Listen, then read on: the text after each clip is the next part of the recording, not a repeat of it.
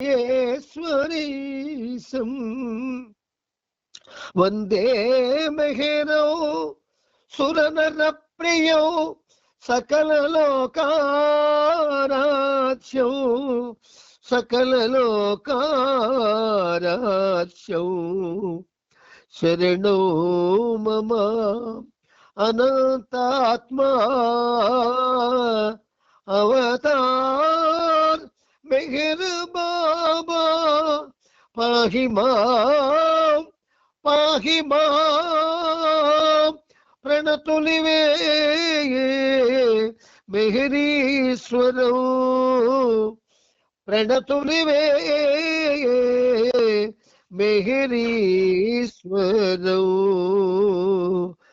Avatar Meher బాబా key జై. అందరికీ నూతన సంవత్సర హృదయపూర్వక జయబాబాలు. అలాగే మనందరం కూడా ఆ ప్రభువుకి మన యొక్క ప్రణతులని సమర్పించుకుందాం. అసలు ప్రతి సంవత్సరం కూడా మనం ఏం చేస్తున్నామంటే ఆ ముందు సంవత్సరం లాగే జీవిస్తున్నాం, ఎక్కడా తేడా లేకుండా. మరి ముందు సంవత్సరం లాగే జీవించినప్పుడు దీన్ని నూతన సంవత్సరం అనుకోవడంలో అర్థం లేదు కదా. ఆ ముందు సంవత్సరం లాగా జీవించకుండా మీకు ఒక విషయం చెప్పాను. ఎవరైనా మీలో పశ్చాత్తాప ప్రార్థనలో ఈ వాక్యం నేను చదవక్కర్లేదు అని ఎవరైనా చెబితే సంతోషిస్తాను అని చెప్పాను. ఎవరైనా ఈ వాక్యం నేను చదవక్కర్లేదు అని చెప్పగలరా? పశ్చాత్తాప ప్రార్థనలో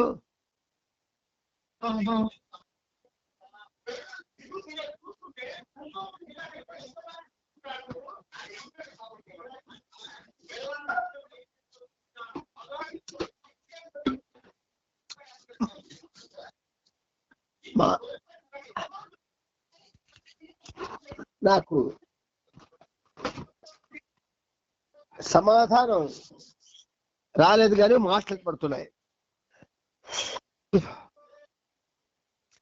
ఎవరైనా పశ్చాత్తాప ప్రార్థనలో ఈ వాక్యం నేను చదవవలసిన అవసరం లేదు అని అనుకోవడానికి అవకాశం వచ్చిందా?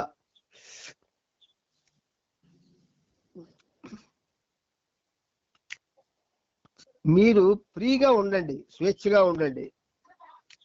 ఎంత స్వేచ్ఛగా ఉండాలంటే బాబా మనకి కండిషన్స్ ఏవి పెట్టలేదు. కానీ ప్రతి సంవత్సరం నూతన సంవత్సర శుభాకాంక్షలు చెప్పుకుంటూ పాత సంవత్సరంలాగే మన జీవనాలు సాగుతూ ఉంటే ఆ నూతన సంవత్సర శుభాకాంక్షలు చెప్పుకోవడంలో ఉన్నటువంటి మాధుర్యం మనం చవి చూసేవాళ్ళం కాలేం. అందుకు మీకు ముందుగానే ఒక 10 రోజులు ముందుగానే చెప్పాను నేను ఈ విషయం. పశ్చాత్తాప ప్రార్థనలో మనం ఏదైనా ఒక వాక్యం చదవవలసిన అవసరం లేదు అనే పరిస్థితి మనలో ఉందా? ఒకవేళ ఉంటే అలా అనయ్య ఇది నేను చదవక్కర్లేదు, దీన్ని నేను ఓవర్కమ్ అయ్యాను అని మనం చెప్పుకోగలగాలి కదా. అందుకు దీనికి ఇబ్బంది మీరు పడక్కర్లేదు. ఒకవేళ ఏది లేకపోతే ఇంతవరకు రాలేదని అని చెప్పొచ్చు హ్యాపీగా. ఓం పరబ్రహ్మన్నిటికి మేము పశ్చాత్తాప పడుతున్నాము. పాపాలు మనమేం పాపాలు చేస్తాము అంటే చేస్తాం, చిన్న చిన్నవి చేస్తాం. ఆ చిన్న చిన్న పాపాలు ఆయన క్షమిస్తాడా అంటే క్షమిస్తాడు, కానీ కొన్ని క్షమించాడు. కపట ప్రవర్తనం క్షమించడు. కపటంగా ఇతరులతో సంచరించడం క్షమించడు. కపటంగా మాట్లాడడం క్షమించడు. మరి కనీసం అదైనా మనం చెయ్యగలిగామా లేదా? ఒకవేళ చేయలేకపోతే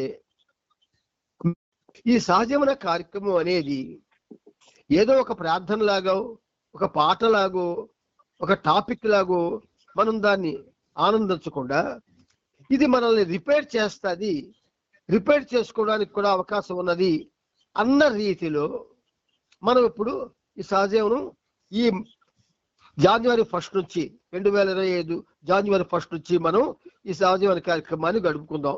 అందుకు తాజా సూచన ఏమిటంటే, మా పాపములన్నిటికీ మేము పశ్చాత్తాపడుచున్నాము. పాపాలు ఎవరెవరు ఏం చేస్తారో మనకే తెలుసును, ఎవరు వాళ్ళకి మాత్రం తెలుస్తాయి. అటువంటి పాపాలు ఏవైనా ఉంటే అవి క్షమించమని మనం ఆయన్ని కోరితే తప్పకుండా క్షమిస్తాడు ఆయన. అయితే క్షమించిన తర్వాత మళ్ళీ చేయకూడదు. అలా చేయనప్పుడు అన్నయ్య నేను ఈ వాక్యం చదవక్కర్లేదు అని చెప్పవచ్చు. మా పాపములన్నిటికీ అంటే నా పాపములన్నిటికీ నేను పశ్చాత్తాపడుతున్నాను అని బాబా నేను అడిగినప్పుడు బాబా క్షమిస్తాడు.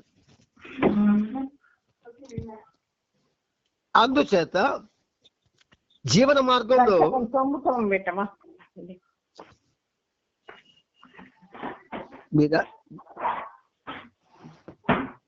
జీవన మార్గంలో మన మార్గం పావనం కావాలి.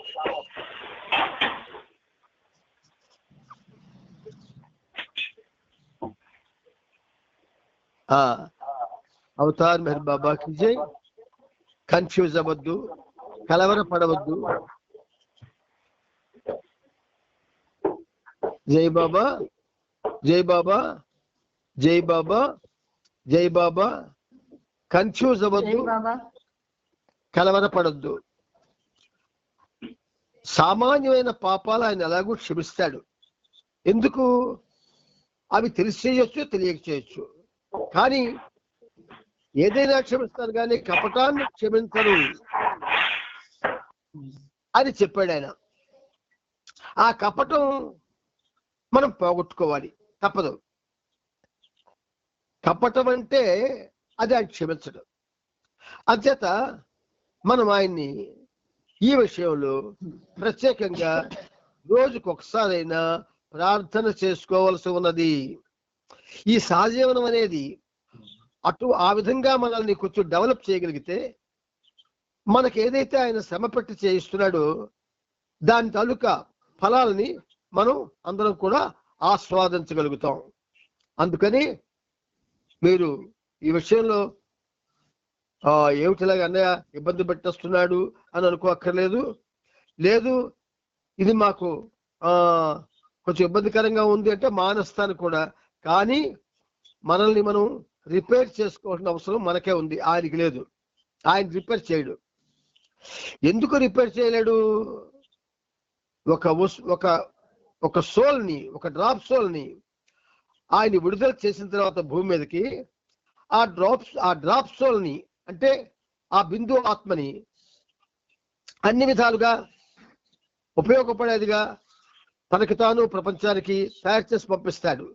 ఆ తర్వాత ఆ డ్రాప్ సోల్లో ఏమైనా చికాకులు ఉంటే అది దానికదే రిపేర్ చేసుకోవాలి. అందుకని మా పాపములన్నిటికీ పశ్చాత్తాపడుచున్నాము అని అనిపించాడు. సరే, మన ఈ సహజీవన కార్యక్రమంలో మెహర్ ప్రభువుతో మన జీవనం నడుస్తూ ఉన్నది అని విశ్వాసం మనందరికీ సంపూర్ణంగా ఉండాలి.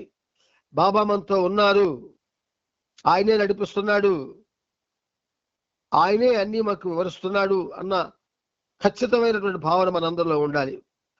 అలా ఉండగలగడానికి మన యొక్క జీవితాలు కొంచెం ఉన్నతంగా మలచబడ్డానికి ఆ ప్రభువు ఈ సహజీవన మార్గాన్ని మలిచి మనకి ఆ స్థాయికి తీసుకువెళ్తే చాలా సంతోషంగా ఉంటుంది. అందుకని ఆ ప్రభువుకి మీ తరపున, నా తరపున 100,000 కోటి వందనాలని, పాదాభివందనాల్ని సమర్పించుకుంటూ ఇప్పుడు ఏం చేస్తున్నామంటే మనం ఈ కార్యక్రమంలో భాగంగా ప్రేమ అనే మెసేజ్ని మనం చెప్పుకున్నాం. ఆల్రెడీ ఒక మెసేజ్ని పూర్తి చేసుకున్నాం ప్రవచనాల్లో.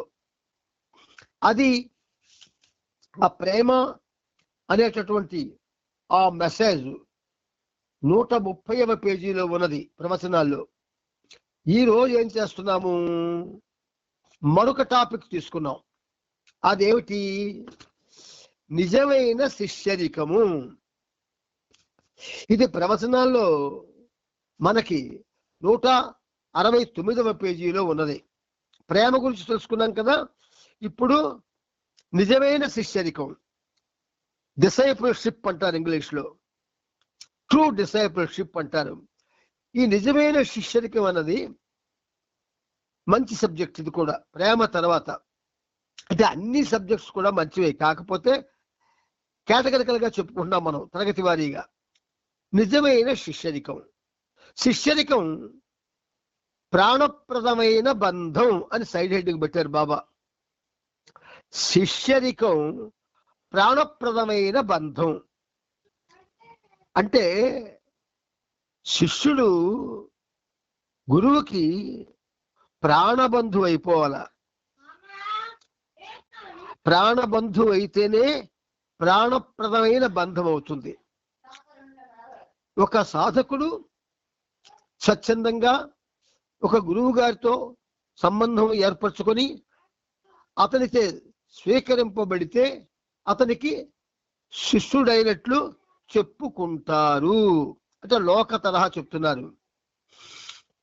ఎవరైనా ఒక సాధకుడు తనకు తానుగా స్వచ్ఛందంగా ఒక గురువు గారితో సంబంధం ఏర్పరచుకొని అతనిచే స్వీకరింపబడితే మనం బాబా చేత స్వీకరింపబడ్డామా లేదా అన్నది ఇప్పుడు అనుమానం వచ్చింది.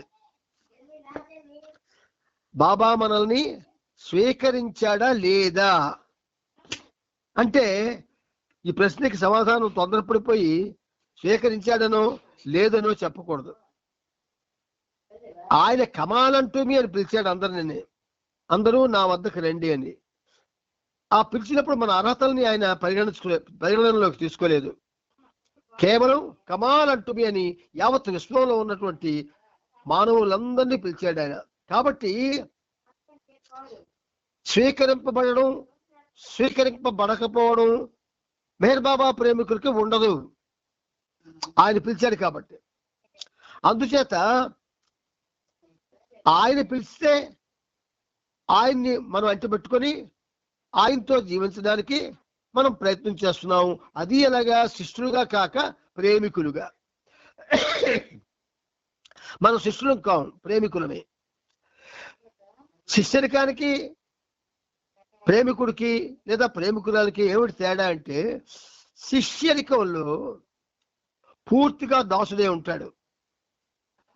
ప్రేమికుడు లేదా ప్రేమికురాలు వీళ్ళు ప్రేమకి బంధింపబడతారు.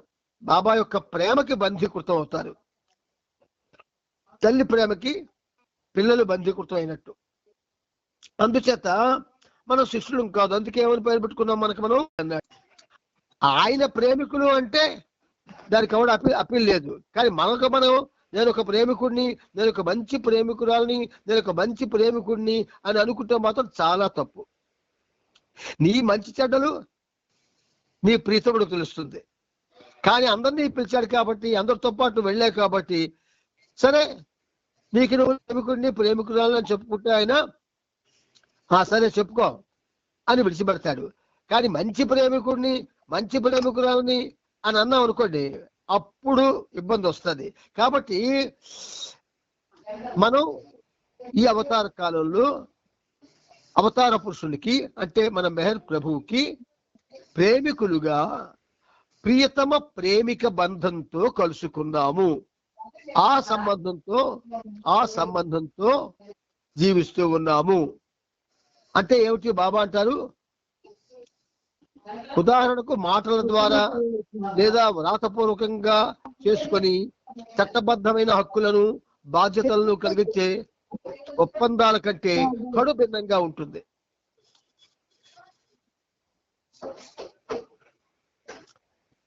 కొంచెం డిస్టర్బెన్స్ వస్తుంది. దయచేసి జనవరి 1 తోటే డిస్టర్బెన్స్ ప్రారంభించకండి, అలవాటు అయిపోద్ది.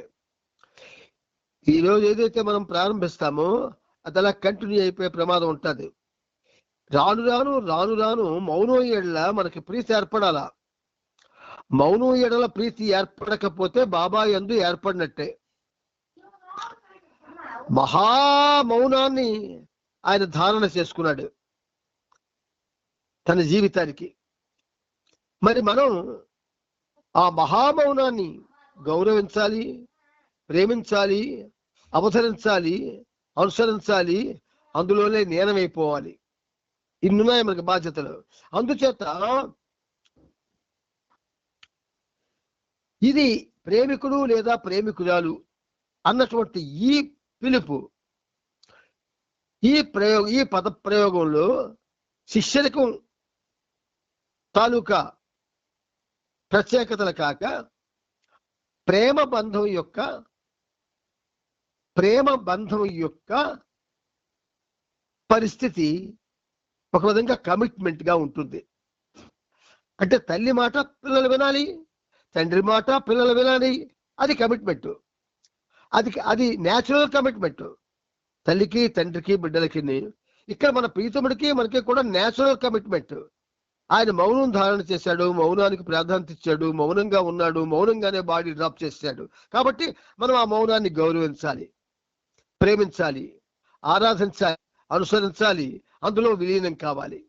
అందుచేత ప్రతి కార్యక్రమంలో కూడా మౌనంగా ఉండండి, మౌనంగా ఉండండి, మాట్లాడకండి, మౌనంగా ఉండండి అని ఈ నిర్వాహకులు మనకి హెచ్చరిస్తూ ఉంటారు. అందువల్ల ఆధ్యాత్మికంగా పురోగమిస్తున్న ఒక సాధకుని జీవితంలోని ముఖ్య అంశంగా చిత్రీకరించబడేదే శిష్యరికం. శిష్యరికం ఏంటట? ఆధ్యాత్మికంగా పురోగమిస్తున్న ఒక సాధకుని జీవితంలోని ముఖ్య అంశం కింద చిత్రీకరించబడతాడు. శిష్యుడు అనేవాడు వాడు పురోగమిస్తాడు. గురువుతో ఉన్నవాడు ఎలా పురోగమిస్తాడు? అన్ని విషయాల్లో పురోగమిస్తాడు. మనకిక్కడ గురువు దగ్గర లేడు, మన హృదయాల్లో ఉన్నాడు. ఆయన బయటికి రాడు, మనకేం చెప్పడు. అందుకని ఫుల్ ఫ్రీడమ్ అనుభవిస్తున్నాం మనం. మనకు భయం లేదు బాబా అంటే, రవంత కూడా భయం లేదు. మనం ఏం చేసినా చెల్లుబాటు అవుతుందనే లెక్కలోనే మనం ఉంటున్నాం. కానీ శిష్యుడి కన్నా ప్రేమికుడు అనేటటువంటి మాటకి, ప్రేమికురాలు అనే మాటకి ఆయన ప్రాధాన్యత ఇచ్చాడు. అందుకే lovers my lovers to my lovers అని ప్రతి మెసేజ్ కూడా ఆయన చెప్పారు. అందుకని లవర్స్ అంటే సామాన్యమైన మానవ లోకంలో ఉన్న లవర్స్ కాదు, చిలకా గోరింకలు కావు. లవర్స్ అంటే ఆయన ప్రీతముడు, మనం ఆయన యొక్క ప్రేమికులు. సో ఈ లవర్స్ ప్రేమకి కట్టుబడతారు, ప్రేమ బంధాన్ని పెంచుకుంటారు. కాబట్టి ఇది ఏ రకమైన బాహ్య లేదా కృత్రిమ పద్ధతుల ద్వారా కల్పించబడేది కాదు. ఆధ్యాత్మిక జీవితపు ప్రాథమిక నియమాల ఆధారంగా అది ఏర్పడుతుంది. ప్రాథమిక నియమాలు ఉంటాయి శిష్యరికానికి, కానీ జీవితానికి కూడా ప్రాథమిక నియమాలు ఉంటాయి. నువ్వు ఎప్పుడైతే మెహర్ బాబా భగవంతుడు అని నమ్మేవో, నమ్మకం వస్తుందో, అప్పుడు నీకు తెలియకుండా నువ్వు ఆయన ప్రేమలోకి జారుకున్నావు. ఒకసారి ప్రేమలోకి జారుకుంటే బాధ్యత చాలా ఎక్కువైపోద్ది. నిన్ను ఆయన విడిచిపెట్టు, నువ్వు విడిచిపెట్టినా నేను విడిచిపెట్టిన అంటాడు ఆయన. కాబట్టి ప్రేమ యొక్క ప్రాథమిక నియమాలు ఏవైతే ఉన్నాయో అవి బాబా ప్రేమికులకి, అవి ఒక విధంగా చెప్పాలి అంటే అనుసరించాలి అన్నటువంటి ఒక ఖచ్చితమైనటువంటి నిర్ణయం ఒకటి ఉంది.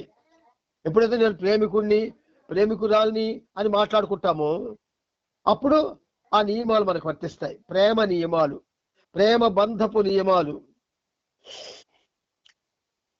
అంచేత సాంఘిక జీవితంలో తారసపడే కలయికలు, తాత్కాలిక ఒప్పందాల వల్ల ఏర్పడే భౌతిక సంబంధాల కంటే గురు శిష్య సంబంధం చాలా ప్రశస్తమైంది. దానికంటే ప్రశస్తమైంది ప్రీతమ ప్రేమిక బంధాలు.